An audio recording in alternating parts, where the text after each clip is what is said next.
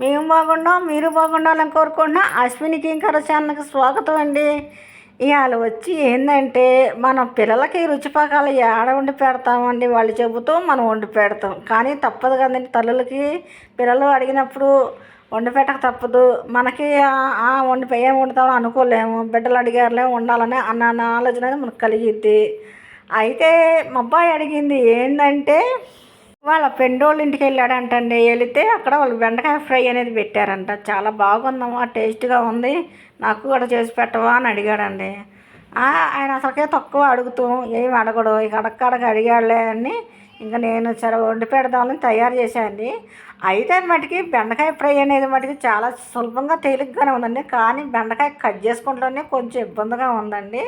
ఇంకా బెండకాయని అటు 4 పచ్చాలుగా కట్ చేసేసుకొని ఇక దాంట్లో ఏముందండి, ఉప్పు, కారం, గరం మసాలా వేసేసుకోవాలి. మనకి వీలైతే కొంచెం అల్లం వెల్లిపాయ పేస్ట్ వేసుకోవచ్చు, మొక్కజొన్న పిండి కూడా వేసుకొని కలుపుకోవచ్చండి. అయితే మటుకి ఎక్కువ వాటర్ పోయకుండా మనం కొంచెం ఒక్క సొక్క నిందలుకొని కలుపుకోవాలి. లేకపోతే మనకు జావ అయితే ఫ్రై అయితే రాదండి. నేనేం చేశాను, అసలు వాటర్ లేకుండా చేసుకోవచ్చు. నేనేం చేశానంటే ఫస్ట్ బెండకాయలు ఎప్పుడో కడిగేసి ఉంచాను, దానివల్ల తేమ లేకుండా పోయింది. అందుకని కాసిన వాటర్ పోసేసి కలిపేశానండి. ఇక ఏం చేస్తాం, తప్పదు కానీ మనం పిల్లలు అడిగితే వండి పెట్టాలి కదా ఏదైనా సరే. అయితే మటుకి ఈ బెండకాయ ఫ్రై అనేది నాకు చాలా బాగా టేస్ట్గానే వచ్చింది. నాకు ఒక ఆలోచన కూడా వచ్చిందండి. ఇప్పుడు పిల్లలు కొంతమంది బెండకాయ కూర అనేది తినరు కదా, ఇలా చేసి పెట్టామంటే పిల్లలు అయితే బాగా సూపర్గా తింటారండి.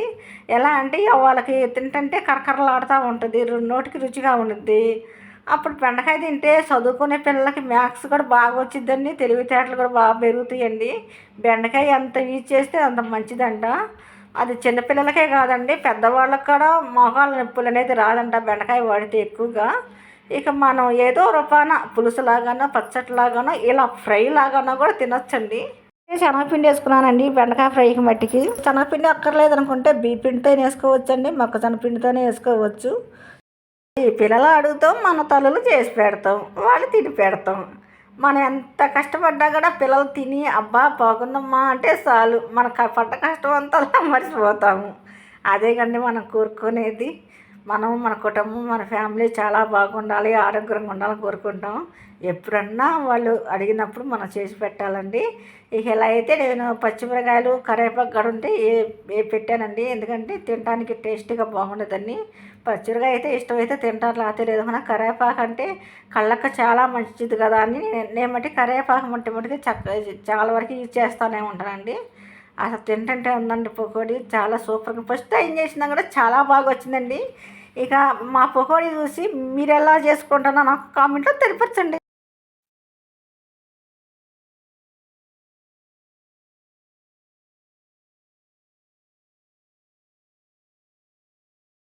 పకోడీ అయితే చాలా అంటే చాలా బాగుంది. పకోడీ జరగడం ఇది క్రిస్పీగా చాలా అంటే చాలా టేస్టీగా ఉంది. అన్ని సరిపోయా చెప్పలేదు. ఉప్పు, కారం, మసాలా మటుకి కరెక్ట్గా పర్ఫెక్ట్గా అయిపోయినాయి.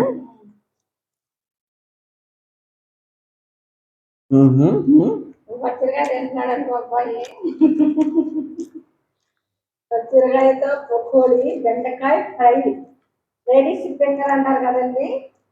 అయితే మనకి కొంతమంది తినడానికి ఇష్టపడరు కదా, చిన్నపిల్లలకి పండించేసరికి ఇలా వండి పెడితే కమ్ముగా టేస్టీగా తింటారు, వాళ్ళకి మ్యాథ్స్ బాగా వస్తాయి. ఒక గాయస్ ఉంటా గాయస్, ఈ వీడియో మీకు నచ్చినప్పుడు లైక్ చేయండి, షేర్ చేయండి. And don't forget this guys. చూసారా పకోడీ మటుకి చాలా క్రిస్పీగా చాలా అంటే చాలా బాగుంది. నాకైతే బాగా నచ్చేసింది. చూసారా అప్పుడు అలా చేసా మొత్తం అలాగే చేస్తా ఇప్పుడు. బాయ్.